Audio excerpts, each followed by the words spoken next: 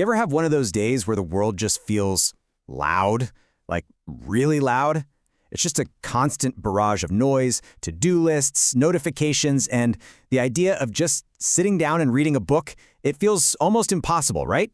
Well, today, we're going to dig into why that happens and look at a really cool idea that's all about helping you make a comeback to reading. Okay, picture this. It's the end of a really long day. Your brain is fried, your mental battery is completely drained. And you've got a choice. There's that book on your nightstand you were so excited to start, and then there's your phone. And yeah, the phone almost always wins, doesn't it? So what's going on there? I mean, the plan is always so good, right? You tell yourself, tonight's the night I'm going to unwind with that book. But the reality? Well, it looks a lot more like flopping on the couch and mindlessly streaming 3 episodes of some crime show. We just let those images wash over us because, let's be honest, it's just easier. It asks absolutely nothing from our tired brains. And here's the most important thing I want you to take away from this part. If you struggle to focus on a book at the end of the day, it's not you. It's not a lack of discipline. It's not some personal failing. It is a totally normal, logical reaction from a brain that's been slammed with information all day long. It's just out of gas for the kind of mental heavy lifting a big novel requires.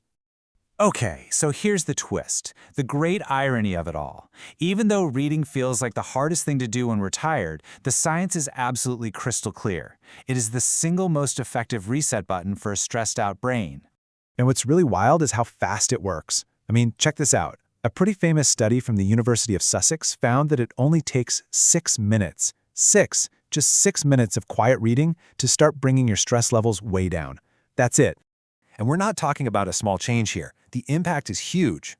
That same study showed that those few minutes of reading can slash stress by as much as 68%. That is a massive drop, and all you have to do is just get lost in a story for a bit. So, take a look at this comparison. This is where it gets really interesting. Reading at 68% beats out listening to music, and it's way more effective than going for a walk. See, what's happening is that reading engages your brain just enough to be a distraction, and that process actually lowers your heart rate and eases muscle tension, better than pretty much anything else.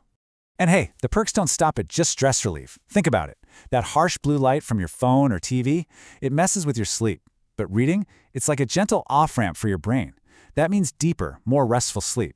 And then there are the long-term benefits. A Yale University study actually linked regular reading to living longer by about 2 years. Plus, it builds up this thing called a cognitive reserve, which is basically like a fitness routine for your brain, keeping it sharp. So, we're stuck in this catch-22, right? We know we need to read to de-stress, but our brains are just too wiped to actually do it. Well, this is where a really clever idea comes into play, one designed specifically for our tired, modern minds. And they call it the literary espresso. The actual name for the concept is CremaBooks, and you should think of them exactly like an espresso shot. They're short, they're powerful, and they cut right to the good stuff. No fluff, no filler. These are basically novels engineered to be super engaging but not at all exhausting. So let's break down how they're different. You know how a classic novel can spend pages and pages describing a room or the weather? That takes a lot of mental energy. CremaBooks do the opposite.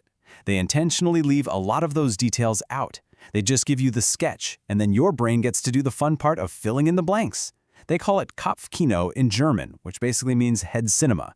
It makes you an active participant instead of just a passive receiver. Okay, so how does this actually work? Because it's not just about, buying a special book and hoping it works. The whole thing is designed as a really gentle, structured program to get you back into the habit of reading. It's all built around this simple 3-step rhythm. So here's how it goes. In the evening, you get a short chapter sent right to you. We're talking like a 10-minute read. Super small, totally achievable. Then step 2, you just sleep on it. You let the story kind of marinate overnight. And then in the morning, step 3, you get one simple question about it to kind of gently wake up your brain and your focus for the day. It's this really nice, low-pressure loop. And this is the really clever bit. The whole system actually adapts to you.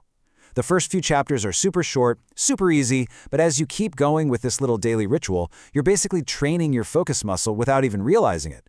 So the chapters start to get just a little bit longer, the story gets a little deeper, and it all grows along with your ability to concentrate.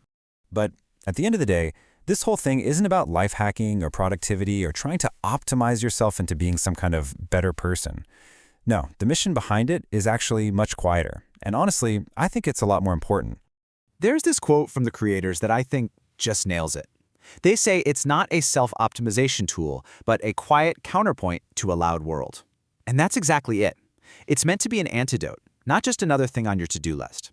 It's about carving out this tiny, protected space in your day just for you, where your mind can finally breathe.